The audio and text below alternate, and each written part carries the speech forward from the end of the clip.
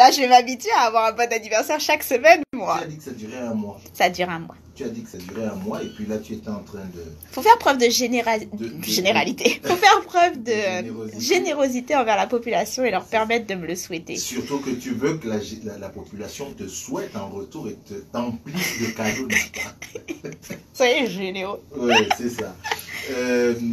Alors, parlons élection, mais Oui. ailleurs. Oui. Élection et montée de l'extrémisme au Brésil. Oui, petit twist. Petit twist, en effet, parce que il se passe des choses au Brésil. Il se passe énormément de choses au Brésil. Te faire très plaisir, c'est ça? Oh, tu sais, moi, j'ai un avis sur tout, hein. C'est bien que toi-même tu le dises. Oui, donc on va aller regarder du côté du Brésil parce que je ne sais pas si tu as vu dans toute notre frénésie médiatique autour des élections au Québec, parfois tu sais, il y a des sujets pourtant assez énormes qui nous passent au-dessus de la tête ou plutôt qui restent dans le coin de notre œil, on n'a pas le temps de donner notre attention.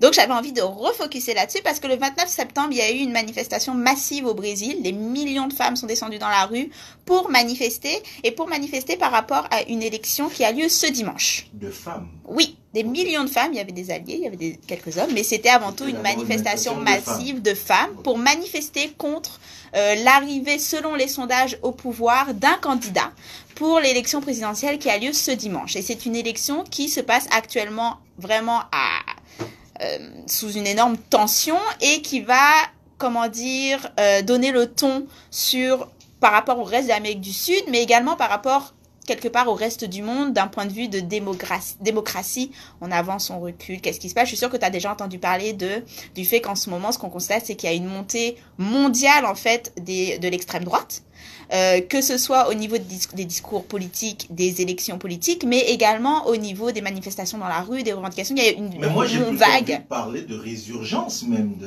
Très joli, oui, tout à fait. Une résurgence des extrêmes droites dans le monde, et c'est ce qu'on constate au Brésil. Donc on va remettre les choses un peu en contexte. Actuellement au Brésil, la grosse manifestation qui a lieu le 29 août est partie une fois encore des réseaux sociaux, ce qui nous rappelle également ce qui s'est passé en Haïti. On peut voir à quel point les réseaux sociaux sont de nos jours devenus vraiment des plateformes pour lancer d'énormes mouvements populaires. Donc c'est une page Facebook, Mulheres Unidas contra Bolsonaro, qui veut dire les femmes unies contre Bolsonaro. Le fameux candidat, c'est Jair Bolsonaro. Okay. La page va fédérer presque 3,9 millions de followers et va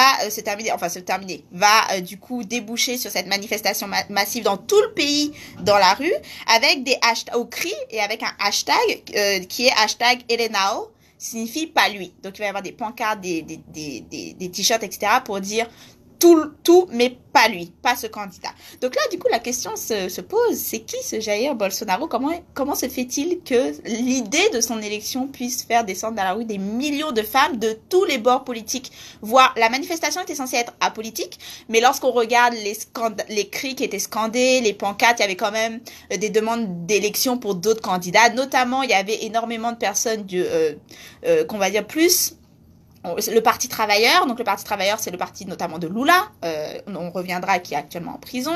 Il y a des personnes qui scandaient plus pour son élection, des personnes plus bourgeoisie qui scandent. Donc il y avait un peu quand même tout le spectre politique était dans la rue, qui sont unis pour manifester contre l'idée que Bolsonaro puisse passer aux élections. Donc qui est ce sympathique candidat? Il est du Parti social-libéral. Ne croyez pas les termes, quoique on pourrait avec cynisme. Ça s'appelle social-libéral. Parti social-libéral, donc candidat d'extrême droite, estimé selon les sondages vainqueur quoi qu'il arrive au premier tour, parce qu'il y a 2 tours en fait, vainqueur quoi qu'il arrive au premier tour. Jusqu'à dernièrement, il était censé perdre au deuxième tour. En tête au premier tour. En tête au premier tour, en tête écrasante. Ouais. Au deuxième tour, perd à un cheveu. Finalement, le dernier sondage est en train de montrer qu'il passerait au deuxième tour, même face au candidat du Parti travailleur qui est Haddad Fernando, si j'ai pas de bêtises. Mais il passerait, il commence à creuser l'écart. Donc, on vient là-dessus. Mais en tout cas, c'est des sondages qui disent c'est lui qui va passer, c'est lui qui va passer. Qui c'est celui-là? C'est un général, un ancien général, et notamment connu pour ses positions, discours sortis, misogynes, homophobes, anti-classe ouvrière. Donc pour cerner le personnage, j'ai pris quelques extraits. Hein. J'ai fait la méthode Trump. Il suffit de prendre quelques extraits du discours de Trump et tu as une image de qui est Trump. Je tiens à préciser qu'il l'a appelé le Trump brésilien par les médias. Donc ça vous donne un indice. Par exemple, en 2015, il y a eu une loi qui est passée sous le gouvernement Rousseff, donc le gouvernement précédent, qui oblige en fait à déclarer les domestiques afin qu'ils puissent toucher une retraite, parce que c'était un véritable problème au Brésil. Excuse-moi, à déclarer les domestiques. Vos domestiques, la loi oblige à déclarer que vous embauchez des domestiques. D'accord. Afin que ces domestiques-là puissent obtenir à la fin une retraite. Okay. Puisqu'ils du coup, ils travaillent plus au noir. Oui, voilà. Donc la loi passe, lui, il va voter contre en disant plus il y a de droits, moins il y a d'emplois. Donc selon lui, les droits sont ce qui mène au chômage. Il a dit qu'il préférait que son fils meure d'un accident de voiture que de découvrir qu'il était gay. À une députée de l'opposition, je crois, qui s'appelle Maria Rosario, il a dit de toute façon vous êtes trop laide pour être violée en ondes, hein, enfin pendant les ouvertement, c'était pas une discussion de couloir et puis après il a nié, il assume. Okay. Il assume ses propos et il l'a dit dans les médias. Là, tu as choisi les extraits les plus trash. Là, Même pas, il y avait trop de choix. Il a déclaré que les enfants de mères célibataires qui ont grandi sans père, donc soit élevés par une mère célibataire, soit par leur grand-mère, il a déclaré que c'était forcément des éléments déséquilibrés, donc ils allaient devenir des éléments déséquilibrés de la société brésilienne. Donc il se fait un grand défenseur de la famille. La famille, bien sûr, hétérosexuelle, maman, papa, un petit garçon, une petite fille. Il est extrêmement soutenu par l'Église catholique en passant. Il trouve extrêmement normal qu'une femme soit moins bien payée qu'un homme parce qu'il y a congé maternité. Donc, une femme ne devrait pas toucher autant qu'un homme, c'est logique. Tout ça pour dire que donc il est appelé le Trump brésilien et actuellement il est donné favori pour les élections qui arrivent ce dimanche. J'ai oublié de préciser, c'est un adorateur de la dictature au Brésil. Il y a eu une dictature de 1964 à 1983. Si je dis pas de bêtises, c'est ça. Donc, il y a eu une dictature militaire. Il veut pas verser du napalm dans les favelas, non, par hasard? Il a annoncé que ce qu'il faudrait faire avec les favelas, c'est faire passer des avions de tracts autour des favelas pour leur dire, vous avez 5 minutes pour vous rendre aux autorités par rapport à la drogue, ou on ordonne de tirer à vue. On lance et tout le monde... Il veut aussi, il bataille beaucoup pour donner plus de pouvoir à la police. Il veut militariser la police au Brésil, sachant que actuellement la police au Brésil est l'une des polices les plus meurtrières au monde, c'est-à-dire qu'elle arrive à battre les États-Unis. La police au Brésil est plus meurtrière que les États-Unis. Mais lui, il considère que elle n'a pas encore assez de pouvoir. Il faudrait lui donner plus de latitude à la police pour pouvoir tirer à vue et ne pas avoir à expliquer pourquoi ils ont tiré. Donc, ne pas avoir à rendre des comptes.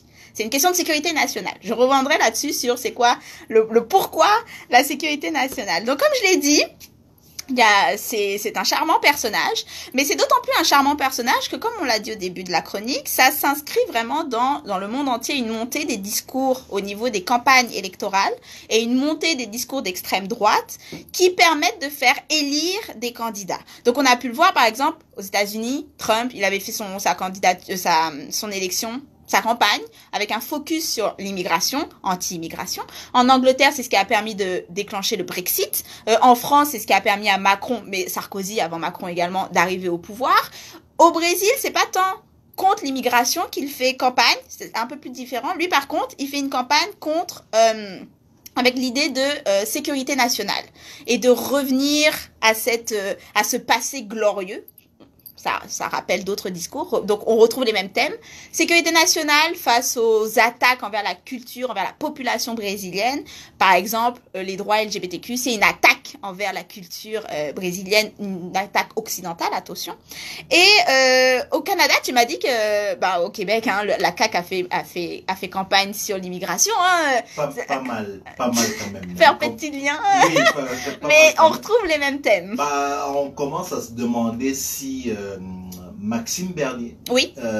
Qui a quitté le parti, là on va à l'échelle fédérale, n'est pas en train de vouloir surfer sur la même vague hein, puisqu'il il est en train d'aller à la droite de la parti droite conservateur, à la droite de la droite. Exactement, donc c'est toujours les mêmes thèmes qui reviennent dans ces discours populistes et qui fonctionnent. Et pourquoi ça fonctionne? Parce que ça fonctionne à un moment donné où la société est en crise. Au niveau, en tout cas, on va revenir au Brésil.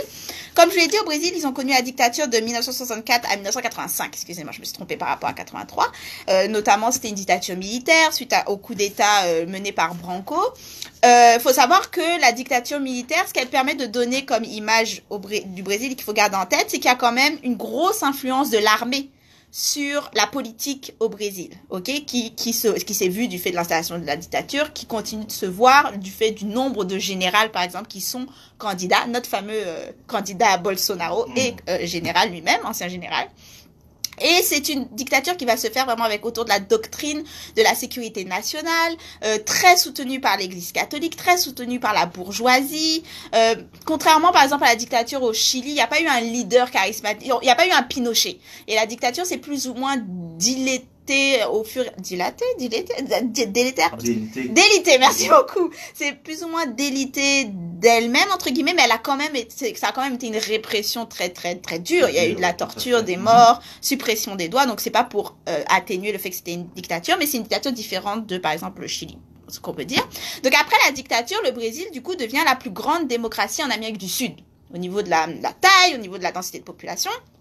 Et c'est pour ça que tous les regards sont un peu tournés sur cette élection, parce que si le Brésil bascule, il va y avoir un effet domino. Il va y avoir un effet domino pour toute l'Amérique du Sud, ce qui veut dire également avoir un effet domino par rapport à la Caraïbe, qui peut avoir un effet domino sur le reste du monde. Donc c'est pour montrer comment tout...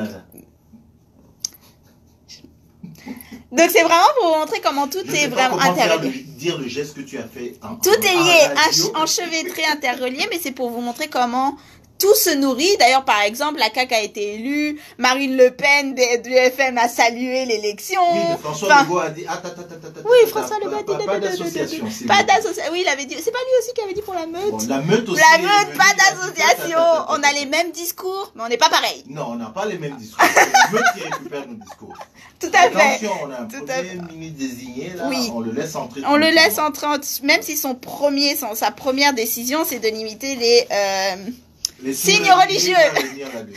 Restons au Brésil, Jade. Restons au Brésil. C'est dur. Tout est relié.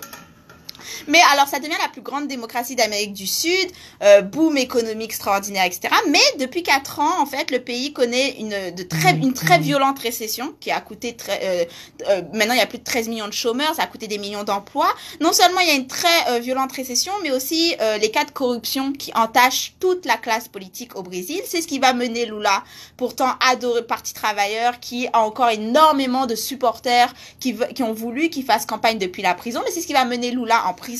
C'est ce qui va faire perdre sa position de présidente à Dilma Rousseff, qui est ensuite démise de ses fonctions suite à un cas de corruption. Mais malgré toutes ces personnes, parce qu'ils ne sont pas les seuls, mais toutes les personnes qui sont attaquées en justice et qui reçoivent une condamnation par rapport à la corruption, reste que actuellement la grande majorité politicienne au Brésil est toujours dans des cas de corruption.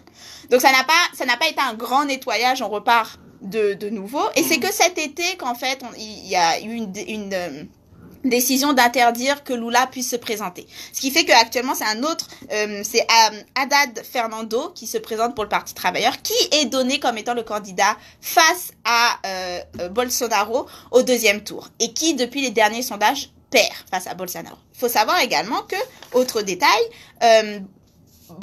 Bolsonaro a été victime d'une attaque au couteau le 2 septembre pendant un bain de foule pendant une de ses campagnes, a été hospitalisé quand même, blessure grave, et ça a joué un peu dans sa cote de popularité parce que du coup il devient je veux remettre de l'ordre au Brésil face à tous les cas de violence, et il devient l'incarnation j'ai été victime de cette violence. Il n'a pas été le seul, les cas de violence envers les partis politiques l'année dernière, il y avait une douzaine de morts, et on pense par exemple à Marielle Franco qui a été assassinée.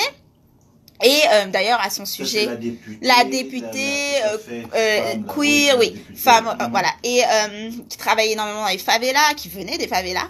Et à son sujet, d'ailleurs, Bolsonaro a juste dit, oh, une mort de plus. Mais il faut comprendre également qu'en plus des crises économiques qui se passent actuellement au Brésil, il y a du coup, parce que c'est extrêmement lié, un gros problème au niveau des violences. Le Brésil, c'est par exemple ces 2 dernières années, ça a été 120 000 homicides. C'est-à-dire qu'actuellement, ils ont le taux de criminalité record au monde. Chaque année, un tué sur 9, c'est-à-dire une personne, un homicide sur 9 au monde concerne un Brésilien, concerne quelqu'un du Brésil. Au monde. Au monde, un homicide sur 9. C'est au Brésil.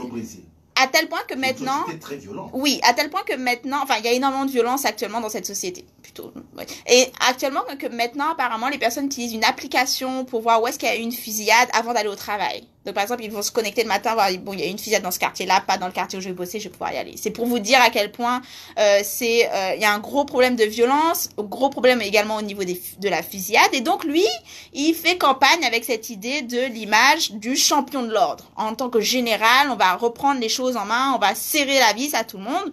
Bien sûr, il le fait en disant, en sous-entendu, ce sera suppression de droit, ça va devenir encore plus violent puisqu'il va donner encore plus de pouvoir de tuer à la police et il veut militariser la police, sachant également qu'il faut comprendre qu'au Brésil, on n'en parle pas assez, mais le racisme au Brésil, c'est endémique. Ok.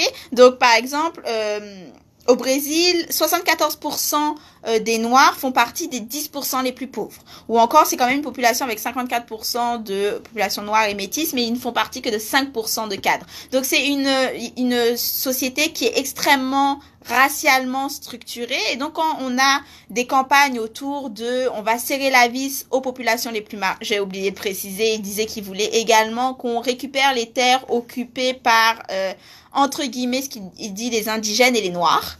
Je vous ai dit, c'est vraiment un charmant personnage. Donc, il fait vraiment campagne sur ces populations-là, donc par rapport aux plus marginalisés, ce qui emmène du coup au 29 septembre à cette énorme manifestation où les femmes par millions du coup descendent dans la rue. Parce qu'il faut bien comprendre que lorsqu'il y a des cas de crise, quand il y a des récessions économiques, quand il y a des crises au niveau par exemple de, comme tu l'as dit, la violence très présente au niveau de la société, quand il y a des cas d'austérité, quand un pays comme la Grèce décide de mettre en place des mesures d'austérité pour remonter le pays, il faut bien comprendre que tout le monde n'est pas à égalité devant ces décisions d'austérité ou devant les crises économiques. Les premières personnes touchées, ce sont les personnes racisées. Ce sont les personnes noires de la population, ce sont les femmes noires, notamment, et ce sont les femmes. Donc, lorsqu'on parle de crise au niveau d'une société, que ce soit récession ou austérité, etc., il faut comprendre que toute la population n'est pas impactée de la même manière. Et de même, quand une population est relancée après l'austérité, c'est ce qu'on a vu par exemple au Québec, après l'austérité, il y a une relance. La relance va d'abord favoriser les hommes blancs, cis hétéros, avant d'aller toucher le reste de la population, quand ça touche le reste de la population. Donc on n'est pas tous à égalité face à ces situations-là. Donc, il est quelque part logique que ce soit elles qui descendent dans la rue pour dire tout sauf lui. Parce que ce sont elles les premières impactées, les femmes noires, les femmes de couleur au Brésil, qui ont été majoritaires au niveau de la marche aussi, qui sont impactées par les décisions et par le fait que cet homme-là puisse arriver au pouvoir au niveau du Brésil. Mais l'élection de dimanche va vraiment être une élection avec de gros enjeux. Et actuellement, tout le monde a un peu le regard rivé sur le Brésil en disant qu'est-ce qui va se passer s'il passe?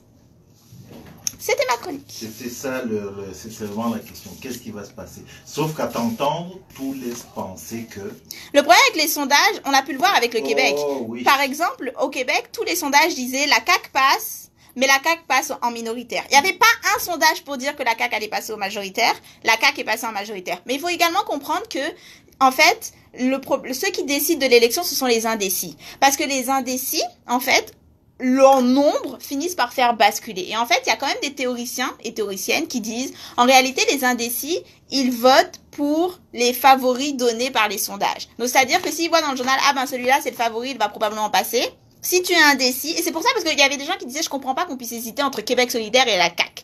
C'est pas possible, parce qu'il y avait des endroits où ils hésitaient entre les deux. Comment tu hésites entre deux partis radicalement opposés? Mais, en fait, on m'expliquait que, quand je cherchais un peu, m'expliquer qu'en fait, les indécis, ils vont juste suivre le favori. Donc si les sondages disent ah bah celui-là c'est le favori, mais ils passeront en minoritaire, puis on attend un peu quand même les indécis. Donc ah bah puisque c'est celui-là qui va gagner, je vais voter pour lui. Et c'est comme ça qu'ils font basculer des élections. Et c'est aussi pour ça qu'il y a quand même énormément de critiques sur l'usage et la médiatisation des sondages. Donc on verra ce que donnent les élections au Brésil, mais en effet depuis le 2 octobre, parce que ça fait un moment que je suis, depuis le 2 octobre les sondages sont en train de dire en fait finalement ils passent au deuxième tour. Et même après la grosse manif, ils sont en train de dire l'écart se creuse, ils passent au deuxième tour. Je retiens surtout que les discours populistes gagnent énormément à travers le monde. Oui. Ils sont en train de sur toujours les mêmes thèmes. Merci beaucoup, Jade. On se retrouve la semaine prochaine. À la semaine prochaine et on saura pour l'élection. Et on saura pour le premier tour. Le deuxième tour, c'est dans un mois. Un mois après. Un mois? Un mois après la première, parce qu'il faut refaire la tournée de campagne. Ben, on aura déjà une idée la semaine prochaine. Merci encore et puis à la semaine prochaine.